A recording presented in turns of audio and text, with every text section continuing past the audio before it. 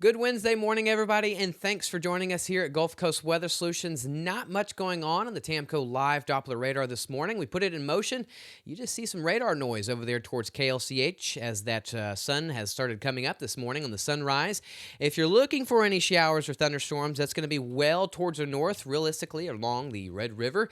That's where we see that weak frontal boundary still kind of draped towards that region. They're the lucky ones that continue to get some of the rain and showers. We'll see some of this mixed down into our lakes region later this afternoon, giving possibly 20% coverage. But areas like Houston, Beaumont, Lake Charles, we're going to be realistically 10% or less. There's that weak front. Areas like Oklahoma, mainly along the Red River into portions of East Texas into northern Louisiana, they've been getting showers and thunderstorms. We'll start getting in on that action Thursday and Friday, but right now it is a dry satellite and radar preview that we're seeing thanks to Tamco, but we can see a little of those showers are slowly making their way towards areas like Lufkin and Jasper, possibly later this morning, but the best opportunity is going to be late this afternoon, getting into the early to evening time hours. Already to a warm start, low to getting close to the mid-80s, or Holly Beach already at 86 degrees this morning along the I-10 corridor. 80 degrees for Houston and Beaumont, 77 for Lake Charles, and north of the I-10 corridor is already into the mid-70s, making their way into the 80-degree mark thanks to Silsbee Ford. And then we're going to continue warming up quickly. Our outdoor forecast and construction forecast, sponsored by Modern Concrete Material. Another day that water and Gatorade's going to be in hand because it's going to be a hot one. We're going to top off anywhere from 99 to 103 degrees. So think about the heat index, possibly 107 to 112 degrees. We do have a chance of rain north of the I-10 corridor, 20%, and then along the I-10 corridor, realistically, is going to be 10% or less. So today is going to be a mostly hot and dry day today. Not much still going on in the tropics. The Gulf is completely shut down, in my opinion, possibly the next 7, if not 10 days. The Caribbean, the next 7 days, looks pretty quiet. We had 70% chance, high odds that this would develop. Here's the latest update from the National Hurricane Center. Let's see what they do here. It should be dropping down to 60% coverage. There we go. Bam. So the new update just came in. You actually see the odds have been dropped on this system. Dry air towards the north, and then it's going to hit a wall of wind shear this weekend. National Hurricane Center is starting to pick up on what I've kind of been talking about the last couple of days. The window of opportunity for this to get developed is now. By this weekend, it's going to hit that wall of wind shear that's given all the tropics a really hard time this year, which is wonderful news. So it's going to continue moving westward. The Leeward Islands is praying they get the rain. They don't want any type of big, strong system, and I just don't see it. There it gets hit by that strong wind shear, probably going to shred 96L really apart, bringing much-needed rain to the Lesser Antilles Islands, the Leeward Islands here.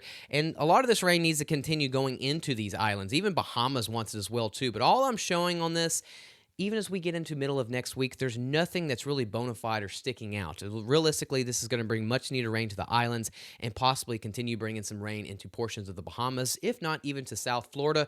We'll keep watching it, but right now, this thing just really looks like it's going to have a hard time. This hurricane season is going to be a slow one thanks to all the obstacles. Dry air is really in this region, and then you have really strong wind shear over here in this region. So there's a lot of obstacles. We'll continue to keep watching it. Not impressed with these waves at all right now. Shouldn't be any issues at all for us, but again, we'll keep watching it. One thing we are watching, this ridge of high pressure is off towards the west. It's going to move just enough towards the west tomorrow on Thursday. We'll have these ridge riders coming in from the north. There's our first round of storms Thursday morning, possibly another round Thursday afternoon into Thursday evening, and then rinse and repeat. We do it all over again on Friday. And then notice that ridge is starting to get on the move, starts moving eastward, getting right over our region, or the state of Texas this weekend. I wouldn't say it makes us hotter, but we're still going to see some rain chances there. But all we're just trying to show is finally this ridge is moving out of the region. And by next week on Monday, it's off towards our northeast. Then we start having flow back out of the south. So we should start having that moisture. Yeah, humidity returns. But this also brings in cloud cover and also brings in some rain chances kind of sticking around or staying alive. So here we are with our rainfall outlook, sponsored by Switch Electric. Lakes region, 20% coverage. Rest of the region, 10% or less. 50 to 60% coverage on Thursday. 40 to 50% coverage on Friday. 20 to 30% coverage this weekend. And then rain chances kind of kicking around or sticking around as we get into next week. So I don't think we're getting into a big wet pattern. We're just showing you that we've got some pretty good rain chances kind of coming in. It's really Thursday and Friday we see the potential for isolated areas getting up to 1 to 3 inches of rain. So let's look at the futurecast for today. There's that 10% really along the I-10 corridor down towards the coast. Possibly 20% covers what we call the lakes region, like Livingston all the way to Jasper. You can see it, but by tonight, all of that dies down. But there's that big round coming in Thursday morning. And I didn't have a pause point there, but let me do this manually. Here is Thursday morning, that coming in. Let's not 100% pinpoint this just yet, but around 4 to 6 a.m. seems to be when we're going to have a pretty good cluster of storms moving into our region. Some of this could be heavy. Some of this can be strong. We have gusty winds, lots of lightning, 1 to 3 inches of rain is possible, and that should be really the biggest round, but by the afternoon and evening, we'll see if it tries to redevelop again. But right now, it looks like the morning time hours is going to be our best chance of rain coming in on Thursday. This afternoon is going to be hot. This should be our last day that we're seeing the huge chunk of the region getting into the 100-degree mark. I do not know why that keeps doing that every single day, just skirting by there. We'll fix that. But we should see a good chunk of the region anywhere from 96 to 103 degrees. 20% coverage. This should be 20% coverage for the lakes region. The rest of the region is 10% coverage or less. UIL. The wet bulb for today is going to be pretty much into the low 90s. You're going to see lots of breaks going on because it is going to be another hot day. And then overnight tonight, pretty much into the upper 70s to low 80s all across the region, thanks to Silsbee Ford. And then our 7-day forecast for southeast Texas. Look at the biggest thing. This should be our last day of 100-degree weather. We start getting back into low to mid 90s.